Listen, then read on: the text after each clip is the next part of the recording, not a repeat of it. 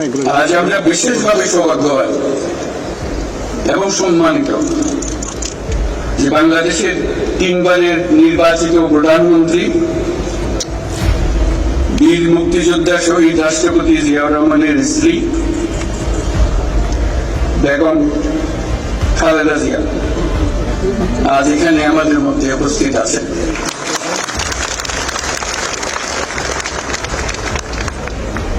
এক যুগ ধরে তিনি এই মহাসম্মেলনে অংশগ্রহণ করার সুযোগ পান নাই, আজকে সুযোগ পেয়েছেন। আমরা সবাই আনন্দিত এবং গর্বিত যে আমরা এই সুযোগ দিতে পেরেছি।